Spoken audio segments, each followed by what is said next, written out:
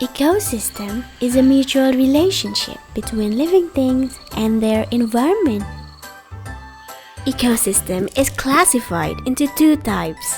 Natural ecosystem. Natural ecosystem is an ecosystem that is formed naturally. For example, forest, river, and sea. Artificial ecosystem.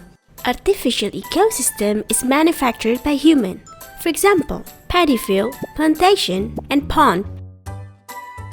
Natural ecosystem is classified into two types. Aquatic ecosystem, such as sea, swamp, and lake.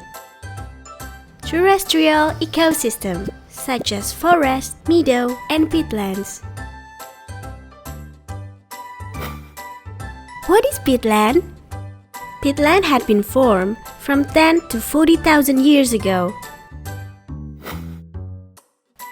As plants around the lake die, they gradually form wet and thick soil. Water in the peatlands slow down the microorganisms to decompose organic materials such as residual roots, stem, and dead leaves.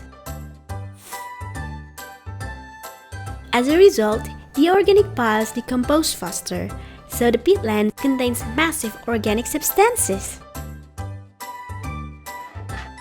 This 1,000 years process results the peatland that we know today. Indonesia has the largest peatlands in the world, which spreads in Sumatra, Kalimantan, Papua.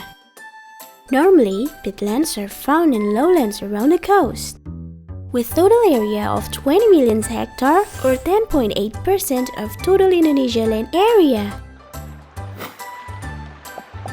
Peatlands and its water color are blackish brown. That's why it is often called black water. Even though the color is dark, the river around the peatlands contain massive organic substances. There are plenty of rivers in the peatlands. Even though the river streams are dark colored, there are numbers of fishes, snails, shrimps, and crabs live in there. Peatlands are also a home to a range kinds of endangered animals, such as orangutan, tiger, rhino, and various species of birds. Because of its unique ecosystem, hundreds of plants such as meranti, pulai, palm, orchid, and some herbs can be found in peatlands. Peatlands are great for farming and fishing. Some plants in the farming and agriculture areas that can be cultivated in peatlands are pineapple and rubber plants. For fishing and aquaculture animals are snail, shrimp, and crab. Peatland's characteristic is similar to sponge. When peatlands dry, it absorbs a large amount of water, 13 times its own weight. Similar to sponge, after peatlands absorb water, the excess water will be released around the permeable soil. That's why peatlands is the key to anticipate flood and to maintain water supply. Peatland soil in Indonesia plays the most significant role in the world, as it absorbs around 57 to 60 billion metric tons carbon. This means that the soil under peatlands area has a numerous carbon reservoir. This carbon reservoir can be released to the air while the land is burnt, and its land surface is exposed directly under the sun continually. If all this carbon reservoir is released at the same time to the air, the earth temperature will be hotter and can raise up to 4 degrees. The unrestricted peatlands often cause issues. In order to clear peatlands, humans often burn the thicket. What will happen if peatlands is damaged? The damaged peatlands cannot absorb water. Therefore, it floods as the heavy rain occurs.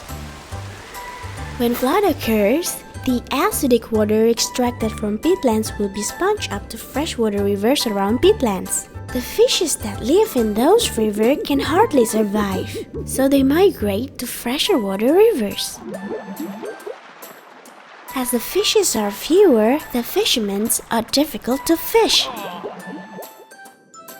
The damaged peatland soil can easily be carried away by the stream and pass into the river. As a result, the rivers will be shallow or often to have sedimentation. If this happens continually, the rills will fade and there will be no water.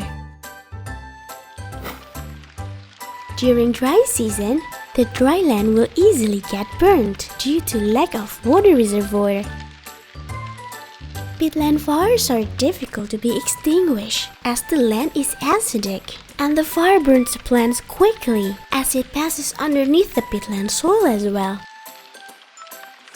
The smoke produced by burning peatlands is massive and highly dangerous for humans as it could cause lung diseases. The animals that live at burned peatland would lose their habitat, and many could also die because of smoke or getting burnt. And the carbon underneath the burning peatland soil can be released to the air, and it will raise the earth temperature. It's horrifying, isn't it? So, what do you think? Now that we know the importance of peatlands, we should conserve and maintain the peatlands wisely. We have to keep an eye on our surroundings as well, not only the peatlands, so that we can value and conserve our environment wisely. What will you do to preserve your environment?